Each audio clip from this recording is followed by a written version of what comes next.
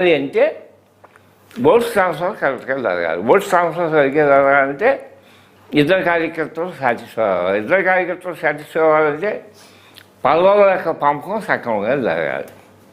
అప్పుడే వైఎస్ఆర్ పార్టీని రోడించగలుగుతారు. లేకపోతే అవుతుంది కష్టం.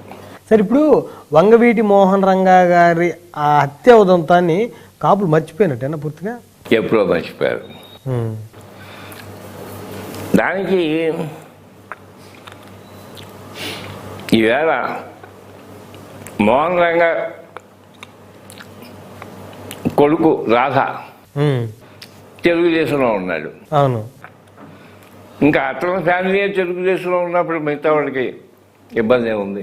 ఈ పగల ప్రతికారాలు పెద్ద ఆలోచించాల్సిన పని వచ్చింది, పట్టించుకోవాల్సిన పని వచ్చింది. ఇక్కడ ఒక మాట అడుగుతాను, వాస్తవం చెబుతాను. ఎందుకంటే మీరు రాసిన పుస్తకం నేను చదివా, పేజీ చదివా. దాంట్లో వంగవీటి మోహన్ రంగా గారి హత్యకి ప్రధానమైనటువంటి పాత్రధారులు, సూత్రధారులు ఆ రోజు తెలుగుదేశం పార్టీకి సంబంధించినటువంటి వ్యక్తులు అని చెప్పేసి మీరు ప్రస్తావించారు కదా? ప్రస్తావించాను. ఇప్పుడు ఆ స్టాండ్ మీద ఉన్నారా, లేకపోతే ఆ స్టాండు నుంచి పక్కకు వచ్చారా?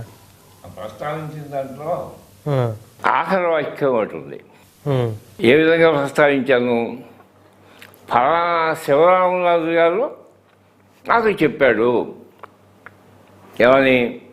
చంద్రబాబు నాయుడు నెహ్రూ వచ్చి చంద్రబాబు నాయుడిని అడిగితే రంగా అసోసియేషన్స్లో ఈయన పర్మిషన్ ఇచ్చాడు అని చెప్పేసి తెలిసినట్టుగా శివరామరాజు నాకు చెప్పాడు అన్నాను. అది నేను రాసింది. శివరామరాజు అంటే మాజీ మంత్రి, ఆయన నేను బెస్ట్ ఫ్రెండ్స్. ఆయన తెలిసిన వార్త నాకు చెప్పాడు. అది నిజమా అబద్ధం అనేది పక్కన పెడితే ఆయన తెలిసింది మీకు చెప్పాడు. అది రాస్తూ దీంట్లో ఉన్న నిజాలు ఆ దేవుడికే ఎదుకని రాశాను. మెలక పెట్టారు మళ్ళీ. అది నేను రాసింది. ఆయన చెప్పాడు ఎలాగని, దీని వెనకాల చంద్రబాబు నాయుడు హస్తం ఉందని. అయితే దాంట్లో ఉన్న నిజాలు ఏదో ఆ దేవుడికే ఎదుకని రాశాను. అది కూడా రాశా. అందుకని ఆ దేవుడికే ఎదుక, దాంట్లో నిజంగా చంద్రబాబు నాయుడు లేదా అదే విషయం. ఈ పవన్ కళ్యాణ్ గారికి ఓట్లు వేయాలి అనేటువంటి కాన్సెప్ట్ వచ్చినప్పుడు కాపులందరూ ఏకతాటి మీద, వైసీపీలో ఉన్నటువంటి కొంతమంది ఈయన మొదటి నుంచి కూడా అటు ముద్రగడ పద్మనాభం గారి ఇన్సిడెంట్ జరిగినప్పుడు ఆయనకు మద్దతు తెలపలేదని, ఆ తర్వాత కాపు రిజర్వేషన్ అంశానికి మద్దతు తెలపలేదు